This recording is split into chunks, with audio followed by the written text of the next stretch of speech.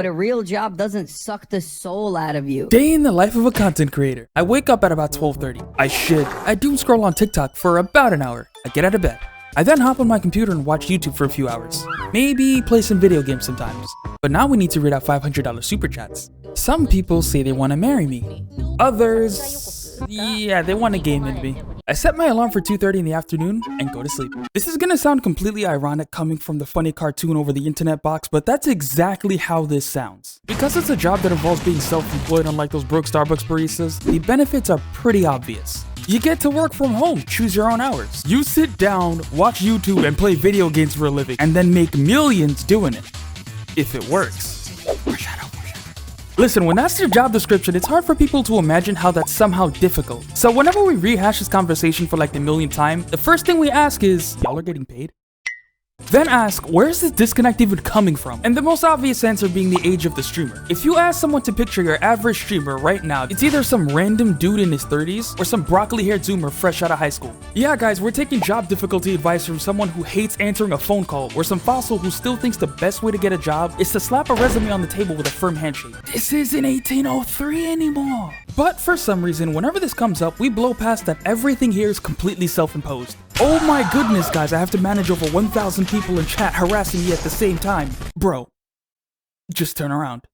If you don't see it, they don't exist. And let's get real, even in the tiniest text, you're seeing less than 50 people at once. Versus even your average entry-level job where you can't just mute a rude customer. You don't get to just time out your boss getting mad at you for putting toilet paper in the bathroom backwards. But I think the funniest thing I've ever heard is how people like to argue that it's soul-crushing. We like to talk about how it's soul-crushing, but no one ever asks, then why not just get a 9-to-5? It's funny how people will leave a 9-to-5 to enter content creation, but you never see someone leave content creation to enter a 9-to-5. Ain't that something? Most highly requested job in America, and anyone would gladly switch places with any one of you. And you can't even blame that one on culture. When Chinese kids were given access to the internet, the exact same thing happened. But you know how we roll here, you know? We don't dismiss anyone's arguments because it's funny.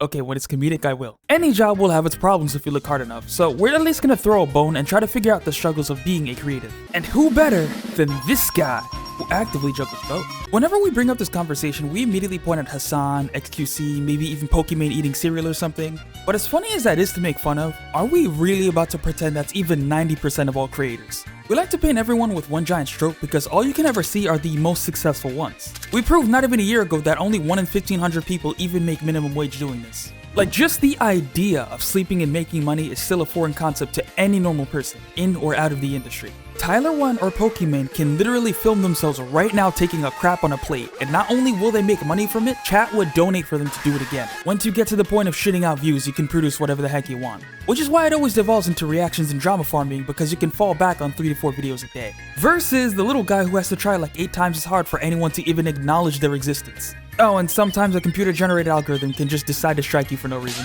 Imagine you just clocked out of a 16-hour shift and your boss decided to not pay you for that day. But on top of that, he can't even tell you why he isn't or when you did anything wrong. Again, I don't want to liken it to most other real jobs because most of us here don't really provide any net gains for society. I'm sorry, you can fight me. Any dollar you give to us is a dollar you just lit on fire. Like, we might read out your name or put it in like an end screen, but at least when you spent it on a gacha game, you got anime jiggles out of it.